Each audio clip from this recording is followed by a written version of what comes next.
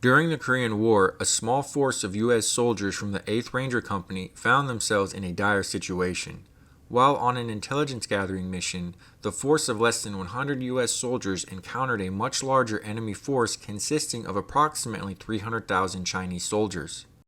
Outnumbered 3,000 to 1, cut off and taking casualties, the Rangers radioed for help but were told no help would be coming and to figure it out for themselves. Hearing of their plight and not willing to leave his fellow soldiers to their fates, a tank platoon commander went against his company's orders to withdraw and took his platoon of 4 tanks on a daring rescue mission. In the early morning hours of April 23, 1951, a UN force which contained elements of the U.S. 24th Infantry Division, the 1st Marine Division, and the 6th Republic of Korea Division were hit hard by a joint Chinese and North Korean counterattack. This attack was made up of 21 Chinese and 9 North Korean divisions. The 6th ROK Division was positioned between the 24th Infantry Division and the 1st Marine Division and received the main force of the attack. In the face of overwhelming enemy numbers, the ROK infantry regiments broke and retreated, abandoning weapons, vehicles, and equipment in the process. The result was an almost 21-mile U-shaped penetration in the UN lines, exposing the 24th Infantry Division's flank, putting the entire 8th Army at risk. The 8th Ranger Company was tasked with screening the exposed right flank of the 24th Infantry Division and to provide early warnings of any approaching enemy forces. The Rangers, known as the Black Devils because of the black face paint they used for night missions, were ordered to reach Hill 1168 and make contact with the ROK unit on their right flank. To do this, they would have to cross Hill 628 and Hill 1010. The Rangers loaded their packs with 2 days of rations, a mountain sleeping bag, 4 bandoliers of ammo, each containing 48 rounds of ammunition, and 4 to 6 frag grenades, with some carrying as many as 12 grenades. The Rangers were led by Company Commander Captain James Herbert, and his Ranger force was made up of 89 Rangers divided into 3 platoons in a small headquarters element. They set out for the base of Hill 628 by truck, ready for a fight. After arriving at the base of Hill 628, they began making their way up the slope heading for the summit. Once at the top, they dug in and set up a defensive perimeter. Small patrols were dispatched to link up with the nearest friendly forces. Once this was accomplished and the Rangers had a general idea of where the American forces were, they continued on with their mission, making for the summit of Hill 1010. After they were atop of Hill 1010, a platoon was sent out to recon Hill 1168, which was 3,000 meters away from their current position. All the while, a massive hostile force was all around them. This recon patrol soon returned with troubling news. The Chinese forces were only a kilometer away. From their vantage point, the Rangers could see what they described as brown rivers of troops rapidly flowing south towards their positions. The Rangers were deep in enemy territory, outnumbered, and quickly running out of time. At midnight, on the 24th of April, Captain Herbert sent a 4-man patrol back towards Hill 628 with the objective of linking up with elements of the 21st Infantry Regiment. However, 3.5 hours later, the small patrol returned with the grim news that the 21st Infantry Regiment was gone and Chinese soldiers now occupied Hill 628.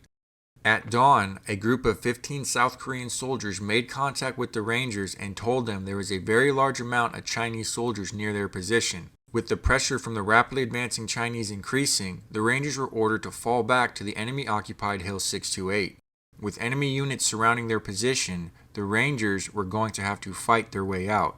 As the Rangers made their way towards Hill 628, they made contact with a larger Chinese force preparing to attack the 24th Infantry Division's flank. The Rangers charged forwards but were met with stiff enemy resistance. The Chinese engaged the Americans with small arms, automatic weapons, and mortars. Captain Herbert started calling for artillery fire and airstrikes on the Chinese positions but was shot multiple times. He had holes in his shoulder, arm, and throat. Unable to stop the bleeding from the 2 holes in his throat with a tourniquet because it would obviously choke him to death, the medic treating Herbert had him put his thumb in the left hole and his index finger in the right hole and squeeze. This is all Captain Herbert could do to stem the flow of blood coming out of his throat. The situation was growing desperate for the Rangers. Several had already been killed and the casualties were mounting. Corporal Eugene C. Rivera was coordinating artillery fire and trying to secure extraction for the Rangers. However, due to the presence of so many Chinese soldiers, this wouldn't be possible. The 21st Infantry Regiment was unable to break through to the surrounded men. The Rangers were told no help is coming and to get out the best way possible. Parked about 5 miles south of the 38th parallel, which divides modern-day North and South Korea, Lieutenant David Teich of Company C, 6th Tank Battalion, heard the radio communications from Corporal Rivera. He told Rivera he would check with his company commander and get back with him. However, Teich's company commander didn't care about the Rangers' plight. When Teich asked about using the tanks for a rescue mission, his company commander said, "Fuck them, let them fight their own battles. I've got orders to pull out, and that's what I'm going to do." This didn't sit well with Teich. He felt it was his duty as an officer to help his fellow soldiers in need.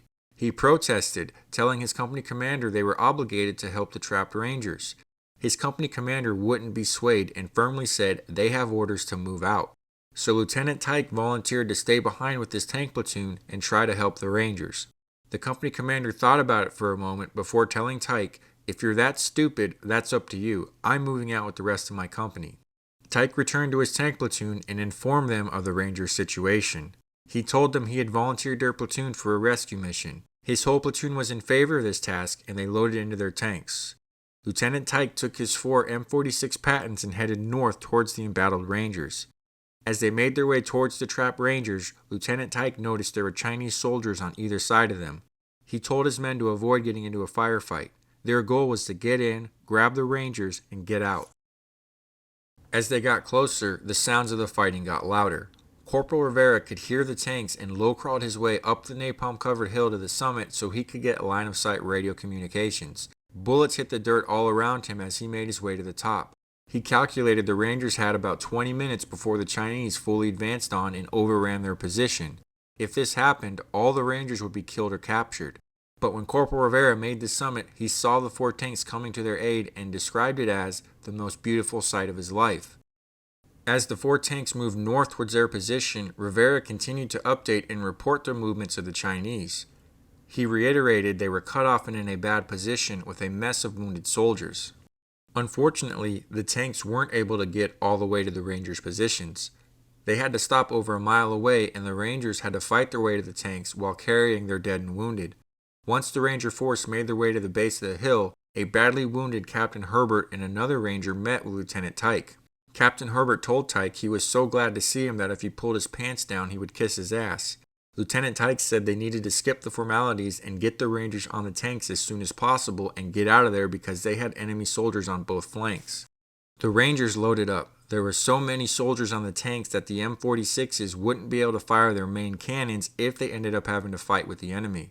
Lieutenant Teich told the Rangers they would have to fire their personal weapons for defense. The last wounded man was the Rangers' medic. The only space for him was in Lieutenant Teich's tank hatch. While the medic was being loaded onto the tank, a sniper fired at Lieutenant Teich. The shot missed him, with the round traveling under his arm and struck the medic in the groin. Finally loaded up, the tanks moved south towards the American lines.